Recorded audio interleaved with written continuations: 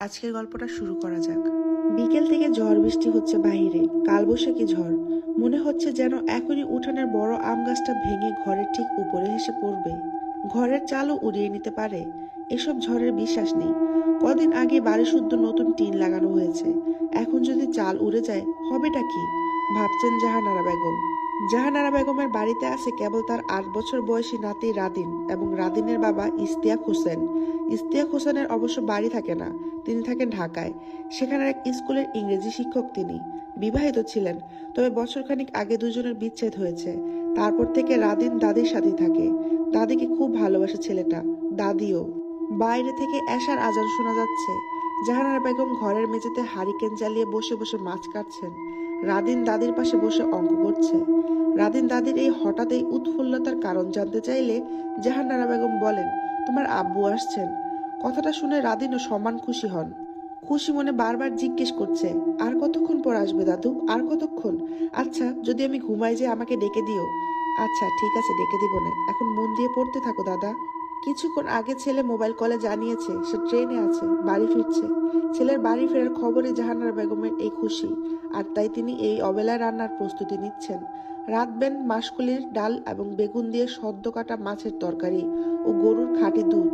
ছেলে খুব পছন্দ করে এগুলা। জাহানারা বেগম ঘর থেকে প্রয়োজনীয় উপকরণ নিয়ে রান্নাঘরের দিকে যাচ্ছেন।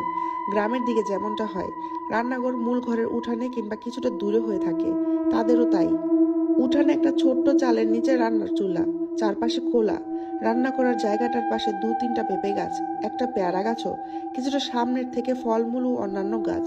তারপর বাড়ির বারান্দার দরজা। দাদু, আমি তোমার কাছে বসে পড়ি। এখানে কাদা অনেক, যাও তুমি ঘরে যেয়ে পড়ো দাদা। না দাদু, আমি তোমার এখানেই পড়বো। নাতির কথা আর ফেলতে পারলেন না জাহানারা বেগম। পড়ুক বসে এখানে। তিনি এক মনে রাঁধতে থাকলেন। সবে ডাল নামিয়ে মাছ চড়িয়েছেন, অমনি আবার বৃষ্টির ফোঁটা পড়তে শুরু হলো। জাহানারা বেগম নাতিকে বললেন, তুমি ঘরে চলে যাও, আমি রান্না নিয়ে আসতেছি। এখানে থাকলে বৃষ্টির ছিটা লাগবে শরীরে, জ্বর আসবে। নাতির উত্তর না পেয়ে পিছন ফেরেন জাহানারা বেগম। তবে তিনি অবাক হন, নাতি নেই। ভাবেন ছেলেটা কখন গেল, খেয়ালই করলাম না। যাকগে, ভালো হয়ে গেছে, নয়তো বীজে কাক হয়ে যেত। রান্নাঘরটা পরের বার বড় করা দরকার, ছেলেকে বলা লাগবে। কাজে মন দেন জাহানারা বেগম, তবে তার কেন যেন মনে হতে লাগে কেউ তার দিকে তাকিয়ে আছে এক দৃষ্টিতে।